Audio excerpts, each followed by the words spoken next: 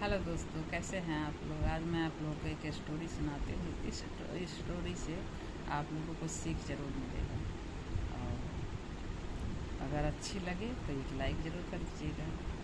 एक भिखारी था, वो रोड पे बैठता था। अपना जो भिखारी लोग अड्डा बना लेते हैं तो वो अड्डा बना रखा था, वहाँ पे बैठ कर भीख मांगता था। और उसके पीछे ना एक होटल था। तो होटल बहुत बड़ा होटल था और होटल में खूब भीड़ लगती थी सुबह के टाइम में।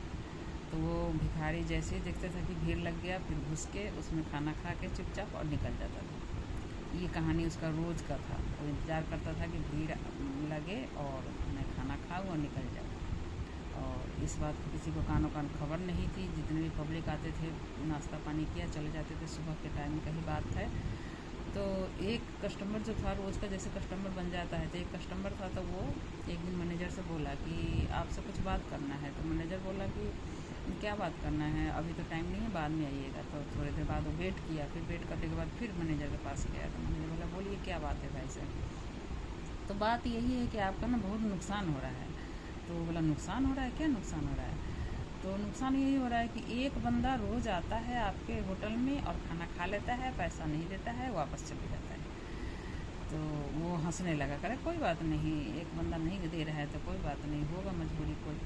तो जैसे वो बताना नहीं चाह रहा था, तो फिर वो आश्चर्य करने लगा कस्टमर जो था। तो कह रहे, कैसे आप तो हम लोगों से इतना पैसे लेते हैं और उस बंदे पर इतनी दया दिखा रहे हैं, आप तो बहुत दयावान हैं, क्या बात है। तो वो बोला, देखिए, तो हो सके कि उसी की वजह से हमारा होटल चल रहा हो, हमारा पेट चल रहा है, हमारे बच्चे अच्छे हैं, हमारा घर परिवार चल रहा हो। तो वो कैसे, आप उसको जानते हो। तो जानता तो नहीं हूँ, लेकिन एक बात तो है कि घंटों बाहर वो प्रार्थना करते रहता है, दुआ मांगते रहता है भगवान से कि हे भगवान, इस होटल में कब भीड़ जमा हो और कब मैं जाऊं और इसमें खा के वापस आऊं।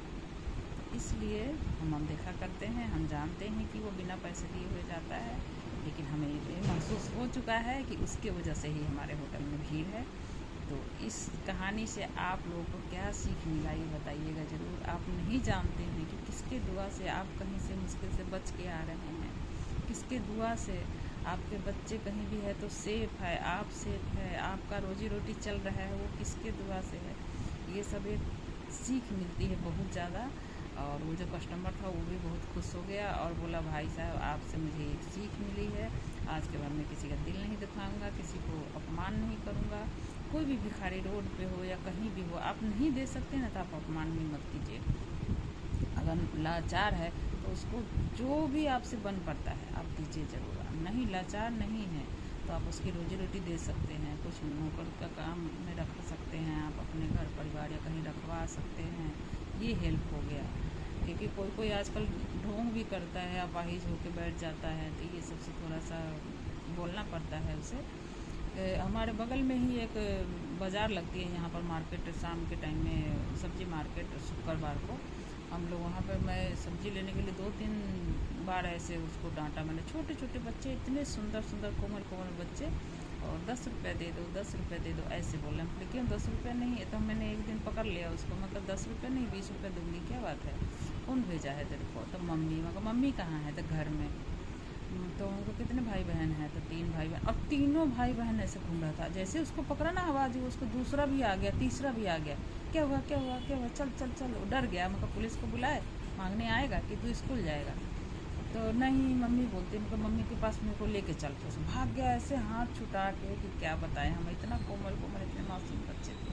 तो इस तरह मत कीजिए। और मजबूर है उनका, ज़रूर आप थोड़ी सी अगर दया कर सकते हैं तो कीजिए ज़रूर। आप अगर रोटी पेट में खा रहे हैं, आपको टाइम पर मिल रहा है, तो आप ज़रूर उसमें से 4 रोटी में से 1 रोटी किसी को खिला सकते हैं। और ये स्टोरी अच्छा लगा होगा तो लाइक ज़रूर कर दीजिएगा। Okay, bye bye.